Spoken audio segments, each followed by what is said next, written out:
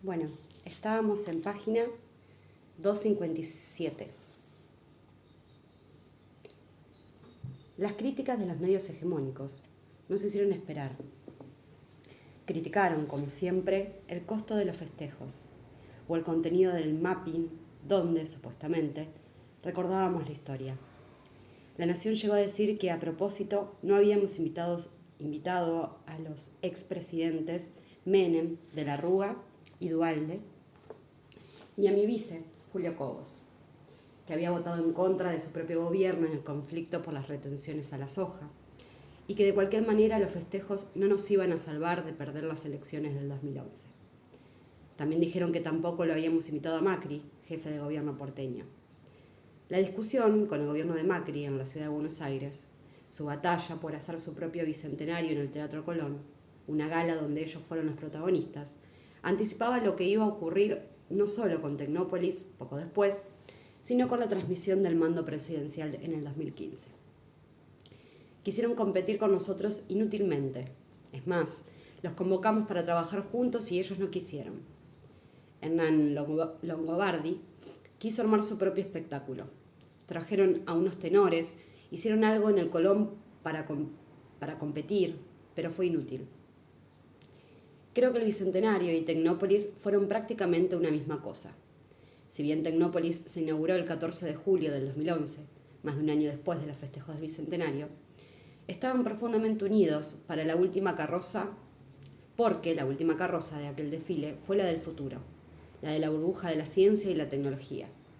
Dentro de ella iban docentes con guardapolvos blancos, científicos y muchos chicos. El futuro eran ellos, los científicos, los educadores, los chicos en la escuela aprendiendo.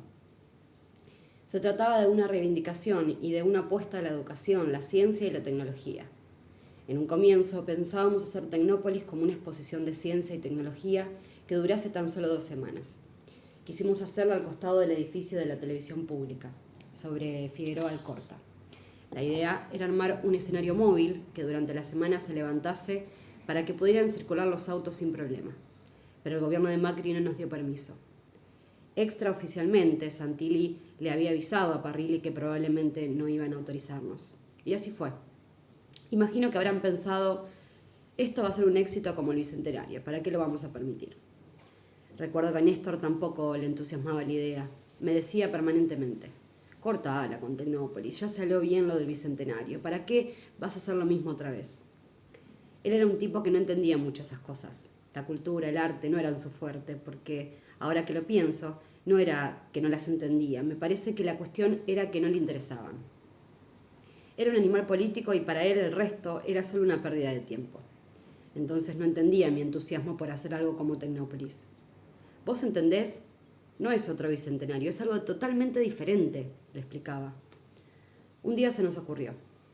¿Y si en lugar de hacerla por 2 semanas la hacemos durante 3 meses? Y finalmente fue así. En el proyecto original figuraba una duración de 3 meses y después íbamos a levantarla. Pero el éxito fue tan brutal que terminó siendo una muestra permanente. Empezamos a planificarla a principios de octubre del 2010. La idea inicial era lanzarla el 20 de noviembre, aprovechando el feriado por el Día de la Soberanía Nacional, y con el simbolismo de que en el siglo XXI esa soberanía tenía un componente científico y tecnológico como nunca antes.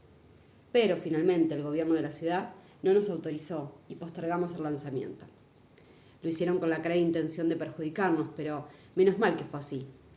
El 27 de octubre sucedió lo de Néstor y hubiese sido una situación imposible de sostener. En diciembre del 2010 decidimos retomar el proyecto. Parrilli comenzó a buscar un lugar donde poder montar la muestra. Hubo propuestas para realizarla en Mar del Plata, Vicente López, Floresta y Tigre, entre otros. Entonces Oscar se subió a un helicóptero con Javier Grossman y empezaron a ver con un mapa los sitios que nos habían ofrecido. Cuando pasaron por arriba del lugar que finalmente se eligió, en el viejo cuartel de Villa Martelli, vieron pastizales, yuyos, escombros, pero la ubicación era ideal, porque estaba cerca del acceso norte y del acceso oeste, autopistas que conectaban la capital con la provincia de Buenos Aires. El problema que teníamos es que al lado del predio militar había una estación de los servicios de inteligencia. Y no solo eso, también estaba plantada la antena de Radio Mitre del Grupo Clarín y no la querían sacar. Una antena de una radio privada usufructuando los terrenos de un cuartel del ejército argentino. El primer año quedó, pero después los obligamos a sacarla. El comité para organizar Tecnópolis fue el mismo que para el Bicentenario. Lo integraban Oscar, Tristán y Concia. Y llamamos a todo el mundo, a los ministerios, a las provincias, a empresas privadas. Participaron CONICET, también YPF, empresas como Globant y numerosos proyectos proveedores privados. Definitivamente, Tecnópolis fue la continuación del Bicentenario. Era un paseo tan increíble que visitarlo terminó siendo obligatorio para las familias de todas las clases sociales. El 14 de julio de 2011, en el predio de Villa Martelli, inauguramos finalmente Tecnópolis. Lo expliqué como un paseo en el que se recorrían nuestros 200 años de historia en materia de desarrollo e innovación tecnológica. Allí se podía ver el desarrollo de la industria aeronáutica, de más de 100 hechos industriales ocurridos en nuestro país. También había un sector dedicado a todos los inventos, donde las personas podían interactuar y hasta habíamos recreado un sector de glaciares, imitando la Antártida Argentina y desde donde era posible comunicarse con la base Marambio. Estábamos demostrando lo que los argentinos éramos capaces de hacer. Era también una convocatoria a todos para conocer y para aprender. Para montar Tecnópolis tuvimos que remover 450.000 metros cúbicos de tierra, sacar 40.000 toneladas de escombros.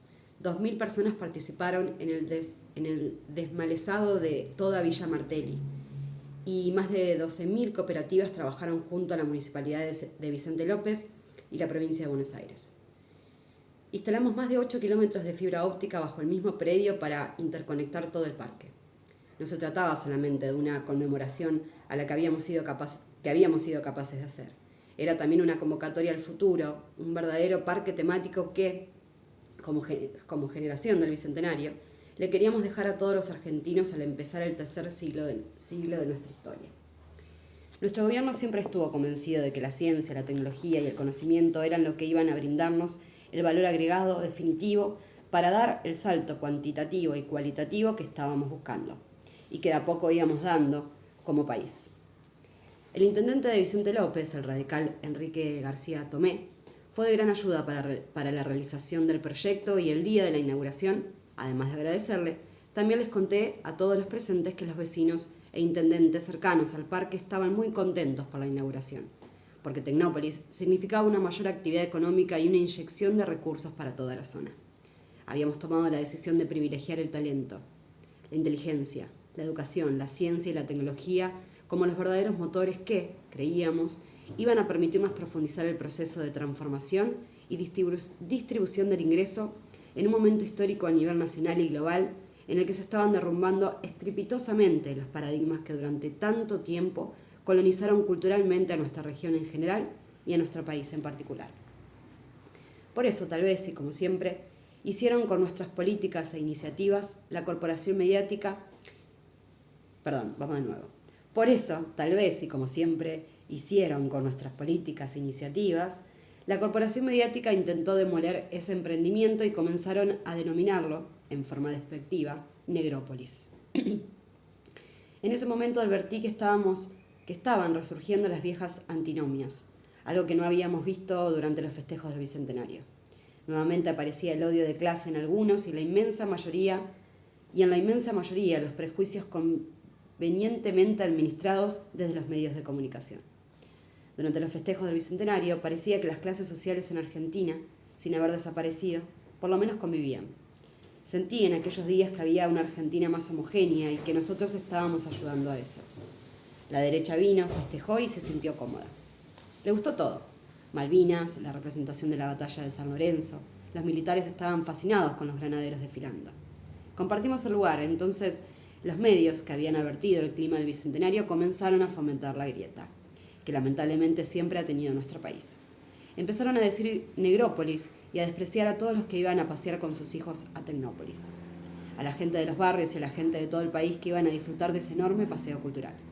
Conozco gente que venía desde Santa Cruz o desde Salta a visitar la muestra, pero lo que no decían ni ocultaban es que también iban los colegios donde se educa a la clase alta. En 2011 comenzaron a ir los colegios públicos, pero ya en 2012 empezaron a aparecer los colegios privados, como el Cardenal Newman, donde estudió Macri.